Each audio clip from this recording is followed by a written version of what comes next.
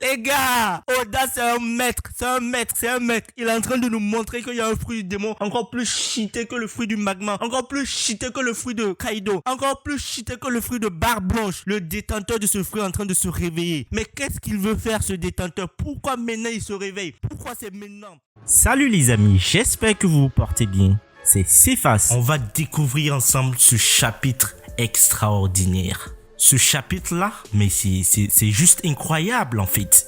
Ça devrait même être un jour férié, mais c'est pas possible. C'est quoi ce chapitre de malade mental? Bon bref, petit like, petit commentaire pour ceux qui veulent soutenir Cephas. Tu n'es pas encore abonné à ma chaîne? Oh zut, ça veut dire que tu loupes mes théories et aussi les réactions que je fais sortir lorsque les chapitres sont très chauds. Aïe aïe aïe aïe aïe. Faudrait que tu t'abonnes, non? Parce que là tu loupes des délices. Comme dirait Barbe Noire. Allez, sans plus tarder, je balance la sauce.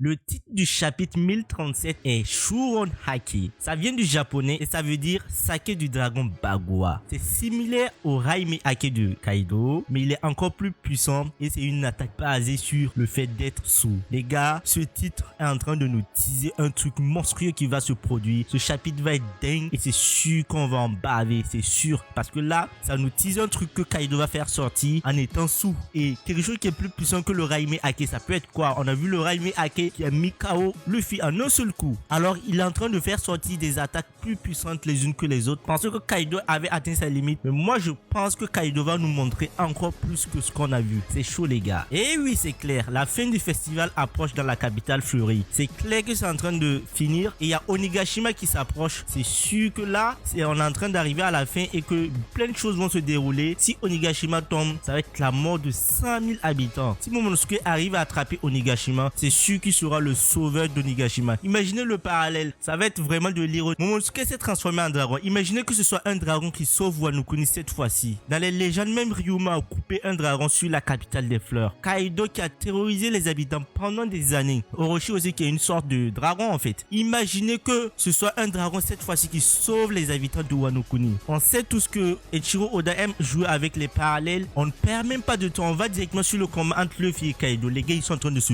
battre. Ils sont en train de se donner des coups à gauche, à droite. Ils sont en train de se mettre vraiment des punchlines sur les faces. Les gars, c'est dingue. Notre cher Luffy a atteint un niveau tellement monstrueux. Il est en train de faire jeu égal avec Kaido en fait. C'est incroyable. Il y a quelques chapitres de cela, on n'aurait même pas cru que Luffy aurait pu atteindre ce niveau si vite. Les amis, Kaido est en train de boire du saké pendant le combat. Vous vous imaginez? Moi je pense que le mec n'est pas à 100% pour l'instant. Parce que là les gars, le mec il est en train de boire du saké normal, il se bat contre Luffy et puis les pépères en fait. Shuron Hake semble être une technique de l'homme saoulé de Kaido. Et là il est en train de faire sortir des tacs. Il est en train de faire sortir des techniques de l'homme saoulé quoi en fait. Là il est en train d'attaquer Luffy mais ce sont des coups tellement puissants et violents que Luffy franchement il encaisse. On connaît sa résistance, c'est clair. Mais là, il est en train d'encaisser des coups terribles. En fait, l'alcool fait Kaido passer différentes phases dans son combat contre Luffy. Tristesse, pleurs et rage. Il est en train de traverser plusieurs états. Et apparemment, c'est ça qui lui permet d'avoir des attaques encore plus puissantes. On pensait que l'alcool le rendait plus faible. Mais là, on se rend compte que l'alcool le permet d'avoir d'autres techniques et de pouvoir diversifier ses attaques. Parce que jusqu'au début, on n'a pas vu beaucoup de techniques de Kaido. Il a utilisé son Kanabo, son Raime Hake. Et puis quoi, son Bro Brush. À part ça, on n'a pas vu grand chose. Gomu Gomu no Rock Gatling. Oh putain. Luffy est en train de répondre. Il répond clairement à Kaido avec une attaque mais monstrueuse. Les gars, on va directement au niveau du château de la Pange à Marijoise. Mais je comprends pas qu'on quitte Wano Kuni le combat. Mais monsieur Eiichiro Oda, pourquoi on va directement à Marijoise? Je comprends pas qu'est-ce qui va se passer. Mais à moins que ce soit quelque chose de monstrueux, je vois pas pourquoi il va nous couper ce combat pendant que les deux sont en train de se battre. Il hache le combat pour aller directement à Marijoise. Mais on saura très vite ce qui va se passer en fait. fait. Il y a le Gorosei qui parle du fait d'attraper Nico Robin et tout. On sait tous que c'est vraiment important pour eux d'attraper Nico Robin parce que là, elle a des capacités qui sont vraiment extraordinaires. Sur le siècle oublié, il faut pas la laisser, il faut l'attraper. On voit les bateaux de guerre du gouvernement proche de Wano Kuni. Quelqu'un de la flotte informe le Gorosei qu'il voit une ombre. Waouh. Cette ombre pourrait être quoi? Peut-être Onigashima qui est en train de vouloir tomber sur la capitale des fleurs, ou bien c'est peut-être autre chose, je me dis. Le Gorosei dit que ce n'est pas possible, que même pour eux c'est une légende et qu'il ne s'est pas réveillé dans les derniers siècles. Waouh.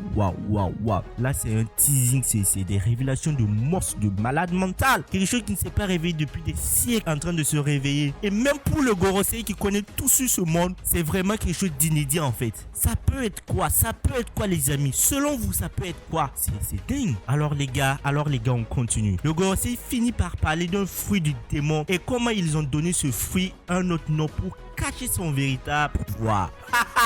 Les gars, Oda c'est un maître.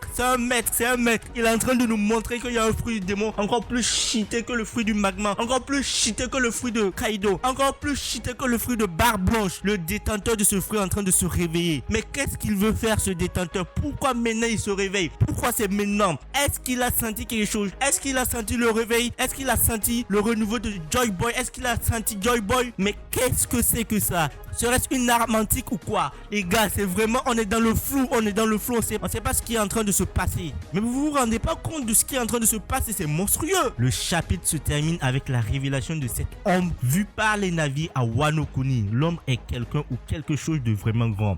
Donc, l'ombre ne se retrouve pas au niveau de Marie-Joise, mais l'ombre est au niveau de Wano Kuni. Oh! Ça veut dire que quelque chose de monstrueux va interférer pendant le combat. Si l'ombre est à Wano Kuni, ça veut dire, moi je pensais que voilà, ils allaient partir sur Marie-Joise, raconter des trucs. Mais en fait, là ils sont en train de continuer en fait. Donc ça veut dire que cet homme, on ne sait pas ce que c'est. Ça peut être quelque chose, ça peut être un truc comme Zunesha ou bien une créature, ou bien ça peut être quelqu'un. Mais on sait que ça va être dingue. Les gars, la semaine prochaine, il n'y aura pas de chapitre. Oh, je suis en PLS. Portez-vous bien et prenez soin de vous.